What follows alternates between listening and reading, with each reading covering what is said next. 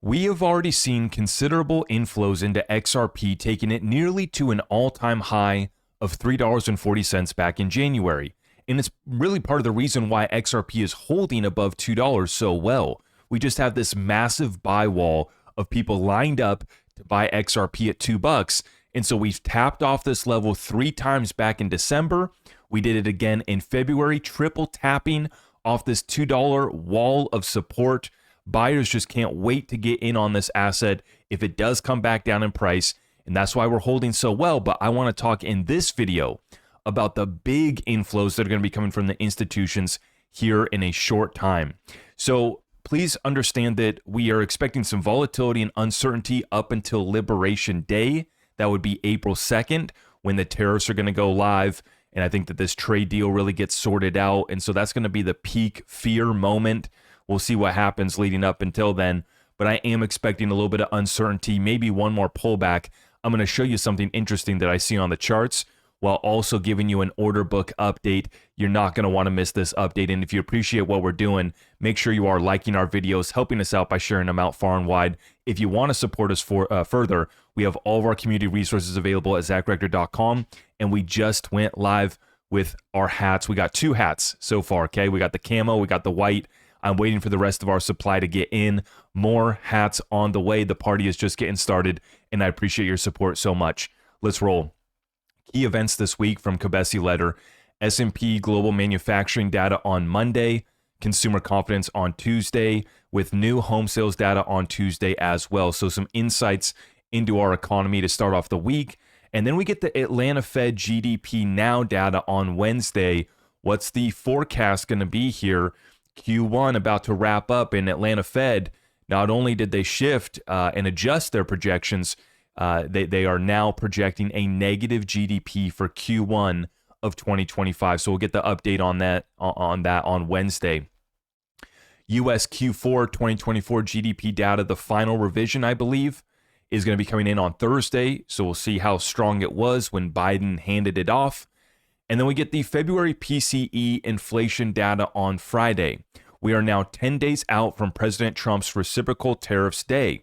And this is what I'm talking about right here. I actually wanted to pull this up for you guys to take a look at this chart here. This is the post that I put out last night on Twitter. Uncertainty to Liberation Day, which is April 2nd, and then we run. And here's my XRP chart right here. As I described, you got a triple tap off of this $2 support back in December. And then we took off. We did the same thing back here, February 3rd, February 28th, and then one little dip here in March, and now we're ready to roll. But what I wanted to bring your attention to is this move right here, where we did get 1/4 pullback, but we did not go all the way to $2. And so we have this uncertainty. Maybe we get one more, bigger correction that hits the market. The tariffs come in heavy and it scares everybody. Oh no. And we come back one more time, a 4th time, which is exactly what we got right here, but we did not go all the way to $2. So don't be getting too greedy thinking that we're going to go back below $2 again. If we follow this pattern, we might have one more correction pullback, but we're not going to go all the way back to $2. We might get close before we take off and launch once again. And yes, I do believe that the all-time high is incoming for XRP. Please prepare yourself accordingly. And this person, Carly Bond on X, says, why does this sound like it's more than just tariffs? April 2nd, Liberation Day in America. I want to hear you guys' predictions as far as, the reciprocal tariffs, but then also, is Trump going to throw in anything else? This is just a couple weeks before our taxes are due, right? Personal taxes on April 15th, tax day. Is it going to be a tax holiday? I'm interested to hear what you guys have to say in the comments down below. Let me know what you think. Now, we are finally starting to see some mainstream coverage from CNBC here. Crypto's long battle with the SEC comes to a close with Ripple victory. And so finally getting some reporting here. This was yesterday out of CNBC, and we need some more of this, right? I've talked about this in my past few updates about how the misinformation and really the suppression of XRP continues when you have talking head pundits like Fox Business's Charlie Gasparino coming out and saying that, yes, now XRP finally meets the Ethereum decentralization test. That's a completely made up term, a lie. We know that the Hinman speech was nothing more than his own opinion, his personal opinion. It was not the agency's official policy or determination. It was Bill Hinman coming to the stand and giving Ethereum a free pass. Fast forward here to 2025, and at the SEC roundtable last week, they couldn't talk about the Ripple XRP case, which I will note is appropriate. They shouldn't have been talking about ongoing cases. So it was fair that they didn't talk about Ripple XRP. I'm okay with that. But the fact that you had Miles Jennings, the general counsel from A16Z, who was allowed up on that roundtable and allowed to literally be shilling. I mean, he was dang near shilling, right? If I didn't know any better, I would think that the guy was trying to sell me on Ethereum and Uniswap. He was describing how Ethereum was great. No one company could, fall or go down and have any sort of negative impact on Ethereum. If you believe that, our good friend Digital Asset Investor has an igloo in South Georgia to sell you, because that's an absolute joke. If the Ethereum Foundation had any issues, that would definitely impact Ethereum.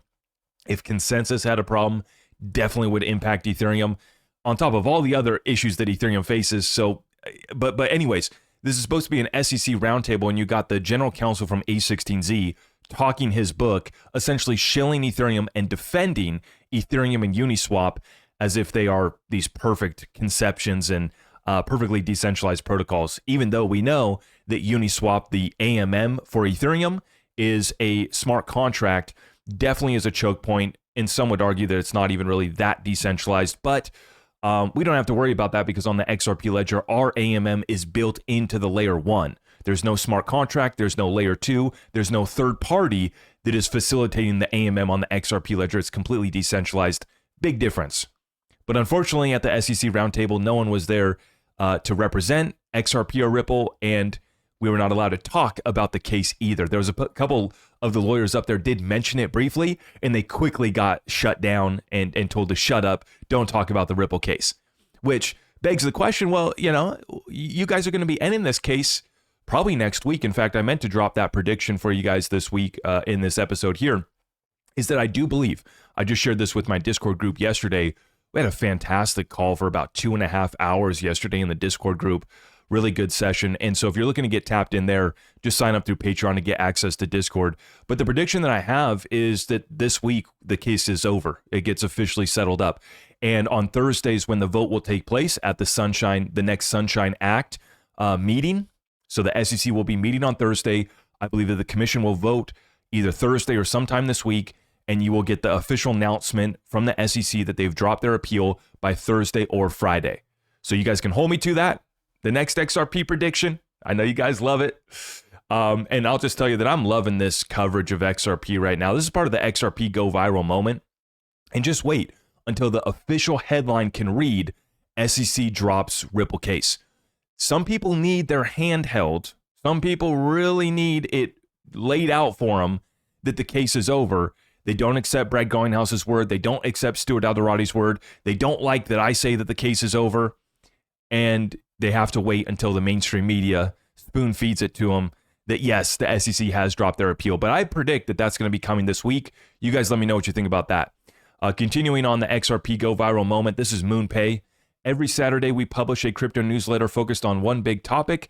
This week was all about Ripple, XRP, and the XRP ledger, and you're just going to see this theme continue with more and more publications from the mainstream, CNBC, CNN, Fox Business, covering XRP and Ripple, all the way from the broader crypto news and the mainstream crypto news sources are also coming around to XRP too. You're seeing one of the last videos that I just dropped was 2 days ago. I dropped that video responding to Da Vinci, and I titled it XRP Hater Predicts $20 XRP, right? Even the haters and the fudsters that are spreading lies about XRP, they still got their XRP moonbag, and they still think that it's going to a very, very high price of $20. Which is always funny too, reading through the comments, because people say, oh, if you think $20 is it, you don't know what you hold. It's going way past that. And then you got people that are saying there's no chance it goes to $20.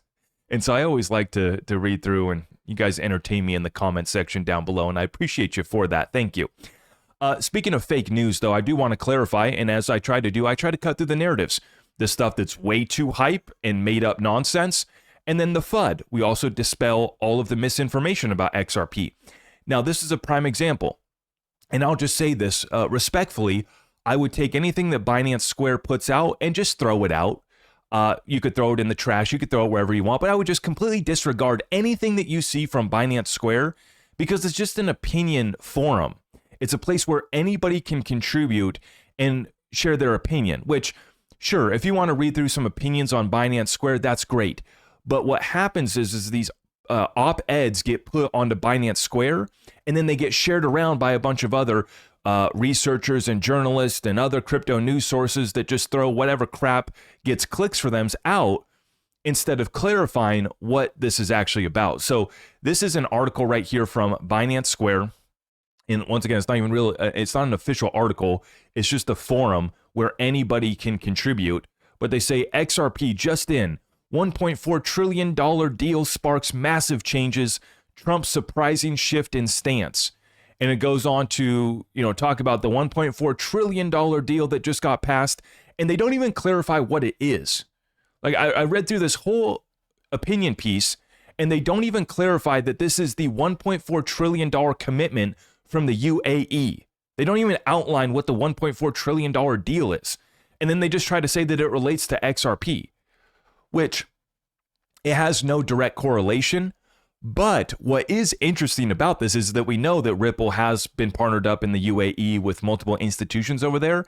And that is a region where Ripple set up another headquarters over there, or a financial hub, I guess is what they're calling it.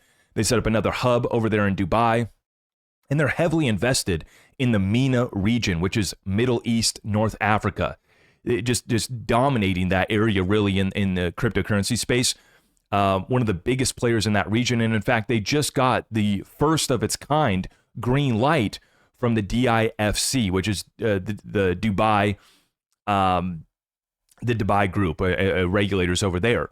But this is the type of crap that we've had to battle against. We're battling the FUD and the misinformation and the fake news lies that are FUDding XRP. And then we also got to battle the misinformation hype that's trying to correlate two things that don't have anything to do with each other. Now, can we see, can you make a connection there? Yes. Ripple and XRP is definitely in the UAE, 100%. XRP is here in the United States, and Trump says it's going to be added to our reserves. Yes, but this $1.4 trillion commitment from them has nothing to do with XRP. And so this is the type of crap that gets put onto Binance Square, and then it gets shared around by all these other publications. But I just wanted to bring this up in today's episode to clarify for you guys and to show you another example of don't believe everything that you see on the internet, especially if it is some XRP hype. There's a time and a place to get excited about XRP, and trust me, I do it every single day. But we do it off of the real fundamentals, the real adoption, the real technological developments, etc. Not fake, not fluff, not hype that's just being misconstrued, which is what that was. Now let's get into this order book analysis. I'm going to show you here Dom TraderView from X, his order book analysis. And then I got a clip from Brad Garlinghouse's most recent interview where he speaks directly to these inflows that we've been talking about. We've been watching these order books ever since the election and XRP really started moving. We started to watch these order books closely. And Brad Garlinghouse, he comments on the inflows that we've been speaking about. It's been a bit since I shared the overall flow, so here we go. Since the $1.76 low nearly 2 months ago, we have continued to see a constant flow of taker buying, which is market buying, from Coinbase and Bitstamp. Other than that, there was a lot of taker selling coming in from other spot exchanges up until March 10th. Since then, all other spot exchanges have essentially been flat on cumulative deltas, thus the choppy price action. So the inflows have kind of temporarily stalled up. They're not really picking up right now, right? By no surprise, perps continue dominating the flow with taker selling, but with little impact to the overall direction of price. This has been the behavior for months now. And perps is the perpetual futures market. So it's the people that are going long, the people that are going short. And when it comes to the futures market, most people have been trying to sell short, and they really haven't been able to get too far with that because on the spot side, there's been too much buy side pressure, i.e. the buy walls that we've seen come in at about $2. The spot market continues to be the main driver behind price action as seen below, with Binance being the king. Spot markets continue to trade at a premium, proving very little buying happening on the leveraged perp markets. In addition, the funding rates have been negative in March than we've seen for many months. This essentially means more are trying to short than long on these perp markets. These are healthy stats as long as price continues to maintain its range. Essentially, the longer the range remains and the longer we see this negative funding, the stronger the move can print if a fresh force of buying can come in. And so that's what we're waiting for. Where's it going to come from? It's going to come from these ETFs. That's inevitable. But it's also going to come, I think, from retail again. Retail buyers are going to show up. And basically institutions and smart money that's front running the ETFs is going to come in again. And that's going to be later at the beginning of April, basically up until April 16th is when Ripple has to file their appeal brief. I'm of the opinion that we're going to see the SEC officially drop their appeal this week. That could give us a price bump. And then the official case conclusion with Ripple either settling up or dropping their appeal would be the official end. It is over. And that takes place between now and April 16th at some time. And that's going to be the news and the main driver to bring more inflows in short term. But then after that, we have the big inflows. Why did I title it Big Inflows into XRP? Because the big inflows are going to come later this year, as Brad Garlinghouse predicts that the ETFs are going to go live in the second half of this year. But I want you to listen to this clip and listen to Brad speak specifically on the inflows into XRP. Take a listen. I don't want to push it offshore where you have fewer regulations. I think the reason I keep pushing you too is because I think now it's widely accepted that this is a pro-crypto administration. But the details, that is what's causing an overhang, the uncertainty of the details. So to the extent you have confidence, right, about XRP being in that stockpile or otherwise getting more support for an ETF, for example, where does that confidence come from and what kind of timeline do you see it happening on? So I have immense confidence on the ETF. I think there's 11 different filings pending with the SEC to launch ETFs, from everybody from Bitwise to Franklin Templeton and a whole bunch of people in between. I think those will be live in the second half of this year. We have seen, even outside the United States, you have live ETPs. And at a time when a lot of outflows are exiting some of the crypto ETFs, you're seeing inflows into XRP. And I think that's because you had this false negative pressure from the SEC, this kind of, an exogenous hand holding things down that's now being released. And that's great for the market. That's great for builders within the XRP ecosystem globally. And you know that Brad Garlinghouse is locked in when you see him raise that eyebrow, just like The Rock from the WWE days. You guys remember that? I don't know if I can still do it. I used to do it all the time when I was a kid. I'd run around. Can you smell what The Rock is cooking? For those of you in the chat who know what I'm talking about, let me know. But Brad Garlinghouse is locked in when he gives you the eyebrow, the one eyebrow raise. He's locked in. But he's speaking directly about these inflows that I'm speaking about. So short term, can we get some retail smart money? Some institutions trying to get some exposure on the low, right? Kind of on the low, moving in on XRP. I do think that we'll see that with some of these news catalysts that we got coming up in the next couple weeks. But then later he says he's immensely certain about the ETFs going live in the second half of this year and the adoption that we're going to see in the inflows, specifically the inflows that we're going to see into XRP. And he mentions at a time when you're seeing outflows, people are getting rid of those Bitcoin ETFs. And the Ethereum ETFs, well, those really just didn't really do much for Ethereum price-wise, and the inflows into those ETFs haven't really been noteworthy at all. But with XRP, this is where I've been saying those XRP ETFs they very well could be as successful from an inflow standpoint comparing to the Bitcoin ETFs. And if we saw that type of inflow into XRP, I've already taken you through the math, which is 5 to 10 billion of inflows into XRP, we could very well be looking at a $30 XRP once again later this year into next year. Okay, so let's dial in. We got inflows coming up here shortly based off of some news catalysts. Case concluding, SEC Chair Paul Atkins going to be confirmed. The Fed ending QT. Maybe we get an interest rate cut there in May at that next meeting. There's some catalysts and some things I'm looking at on the timeline which shoot XRP up into a next little alt season here shortly.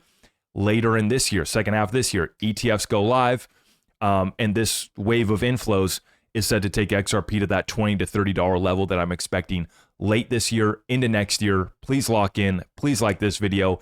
Everything else is available at zachrector.com, including the new hats with more on the way. Shipping to Australia. We have one last free order of free shipping. So please take advantage of that. One last order for free shipping to Australia. So for you Aussies in the chat, you can run there, get your order in, and we do have shipping worldwide for everybody else too. God bless you all. We'll see you in the next one. Take care. I am your host, Zach Rector. I really appreciate all of the love and support. If you want to support the channel, just remember that you can start by smashing that thumbs up for me, sharing this content far and wide, and everything else is at my website.